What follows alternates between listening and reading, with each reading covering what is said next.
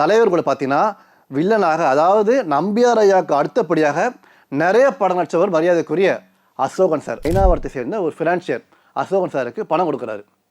ஒரு கடத்துக்கு அப்புறமா அவர் வந்து கொடுக்க முடியல, பணம் இல்லைன்ட்டார். யார் யாருக்கு எவ்வளவு சம்பளம் பாக்கி தரணும் ஒரு லிஸ்ட்டை போடுங்க அப்படின்ட்டார். லிஸ்ட்டை போட்டு கொடுக்குறாரு. தலைவர் என்ன பண்ணார், அப்படியே அந்த பணத்தை அள்ளி கொடுக்க சின்னவர் கூப்பிட்டாரு. பூரா பணத்தை கொடுத்துட்டாரு. நான் நிறைய பேருக்கு பணம் தரணும், இங்கே வாங்க வவுச்சரில் கழுத்து போடுங்க, 2000 ரூபாய் பிடிங்க அப்படின்ட்டாரு. புரட்சி தலைவர் இவரோடு யார் நடித்தாலும் பேரும் புகழோடு உச்சத்துக்கே சென்று விடுவார்கள். அந்த வகையில் தலைவர் கூட பார்த்தீங்கன்னா வில்லனாக, அதாவது நம்பியார் ஐயாவுக்கு அடுத்தபடியாக நிறைய படம் நடித்தவர் மரியாதைக்குரிய அசோகன் சார். ரொம்ப ரொம்ப தங்கமானவர். திரைப்படத்தில் தான் வில்லன், நிஜ வாழ்க்கையில் அருமையானவர். அவர் மட்டுமல்ல, நம்பியார் ஐயாவும் தங்கமானவர். அந்த வகையில் அசோகன் என்ன பண்ணுறாரு, தலைவரை வைத்து நேற்று இன்று நாளை படம் எடுக்கிறாரு. அதில் மக்கள் தலைவர் எம்ஜிஆர் பார்த்தீங்கன்னா துப்புரவு தொழிலாளர். அந்த படத்தில் தம்பி நான் படித்தேன் காஞ்சியில் நேற்று, அதை நான் உனக்கு சொல்லட்டுமா இன்று, இந்த பாட்டு சூப்பர் டூப்பர் ஹிட். இது மட்டும் இல்லை, பாடும்போது நான் தென்றல் காற்று பருவம் அங்கேயோ, அந்த பாட்டில் மிகப்பெரிய வெற்றி. அதன் பிற்பாடு அந்த படம் எடுக்கும்போது சென்னையை சேர்ந்த, அதாவது முக்கியமாக சென்னை ஐநாவரத்தை சேர்ந்த ஒரு ஃபினான்ஷியர் அசோகன் சாருக்கு பணம் கொடுக்குறாரு. ஒரு கடத்துக்கு அப்புறமா அவர் வந்து கொடுக்க முடியல, பணம் இல்லைன்ட்டார்.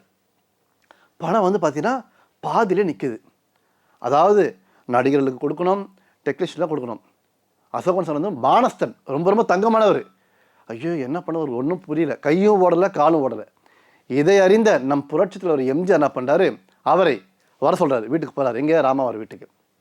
யார் யாருக்கு எவ்வளவு சம்பளம் பாக்கி தரணும் ஒரு லிஸ்ட்டை போடுங்க அப்படின்றார். லிஸ்ட்டை போட்டு கொடுக்குறாரு. தலைவர் என்ன பண்ணார், அப்படியே அந்த பணத்தை அள்ளி கொடுக்க, அதன் பிறகு அசோகன் சார் என்ன பண்ணார் தெரியுமா, தலைவர் பணம் கொடுக்குறாரு, பூரா பணத்தை கொடுக்குறாரு. இவர் அப்படியே வாங்கிட்டு வந்து நள்ளிரவு 12 மணி அப்பொழுது அந்த படத்தில் வந்து பார்த்தீங்கன்னா தம்பி நான் படித்தேன் காஞ்சியில் நேற்று, அந்த பாட்டு முடிஞ்ச பிற்பாடு பார்த்தீங்கன்னா தலைவருடைய மெய்காப்பாளர் அவர் கூட இருந்த, அதாவது ஸ்டண்ட் நடிகர், அவருடைய பெயர் மரியாதைக்குரிய KP ராமகிருஷ்ணன் சார். அவர் என்ன பண்ணுவார், அந்த பாட்டு முடிந்த உடனே காக்காவளி பந்து மாதிரி நடிப்பார். தலைவர் பேர் போவார், உடனே சண்டை நடக்கும். அதில் அவருடைய காட்சி இருந்தது. அவருக்கு 2000 ரூபாய் சம்பளம் பாக்கி இருந்தது. அசோகன் சார் என்ன பண்ணுறாரு, நள்ளிரவு 12 மணிக்கு அவருடைய வீடு நந்தனத்தில் இருந்திருக்கு. நந்தனத்துக்கு போயிட்டு கதவை தட்டுறாரு. இவருக்கு அண்ணே என்னண்ணே, இந்த மாதிரிப்பா சின்னவர் கூப்பிட்டாரு, பூரா பணத்தை கொடுத்துட்டாரு, நான் நிறைய பேருக்கு பணம் தரணும், இங்கே வாங்க வவுச்சரில் கழுத்து போடுங்க, 2000 ரூபாய் பிடிங்க அப்படின்ட்டாரு. KP ராமகிருஷ்ணன் பார்க்குறாரு. அதாவது மக்கள் எம்ஜிஆர் பெருந்தன்மையும் அசோகன் சாரோட நேர்மையை பார்த்து வியந்து போகிறாரு, பணத்தை வாங்குறாரு. அசோகன் சார் பார்த்தீங்கன்னா எல்லோருக்கும் பணத்தை கொடுத்து முடித்து விட்டார். அதன் பிற்பாடு தலைவர் போய் பார்க்குறாரு. மக்கள் எம்ஜிஆர் பார்த்தீங்கன்னா அவருடைய சம்பள பாக்கியை கூட வாங்கவே இல்லையாம். இது அநேக பேருக்கு தெரியாத உண்மை. இதோடு மட்டுமல்லாமல் அந்த படம் சிறப்பாக முடிக்கப்பட்டது. யாரால்? தலைவருடைய பணத்தால். அதன் பிற்பாடு 1974 நேற்று இன்று நாளை ரிலீஸ் ஆகுது. அந்த படம் 100 நாட்களை கடந்து ஓடியது. அவங்க வாழ்க்கையில் மறக்கவே முடியாதான். இதோடு மட்டுமல்லாமல் அசோகன் சாருக்கு எப்போதுமே தலைவர் மேலே தனி மதிப்பு மரியாதை இருக்குது.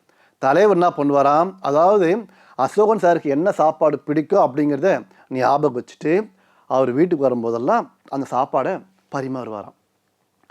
தலைவருக்கு பார்த்தீங்கன்னா எப்போதுமே சந்தோஷத்தில் பெரிய சந்தோஷம் அடுத்தவங்களை சந்தோஷப்படுத்தி பார்க்குறது. அவங்க சாப்பிடும்போது என்னெல்லாம் பிடிக்குன்னு பார்ப்பாராம். பிடிச்சி அதே மாதிரி அடுத்த முறை வரும்போது செஞ்சு கொடுப்பாராம். அவங்க வாழ்க்கையில் மறக்கவே முடியாத. முக்கியமாக அசோகன் சார் வாழ்க்கையில் தலைவர் செய்த உதவியை மறக்கவே முடியாதான். மக்கள் திலம் எம்ஜிஆர் பொறுத்த வரைக்கும் அவரை வச்சு யார் படம் எடுத்தாலும் சரி, அவங்களுக்கு ஏதேனும் பாதிப்பு ஏற்பட்டு விட்டால் தலைவர் உடனே உதவிக்கரம் நீட்டுவார்.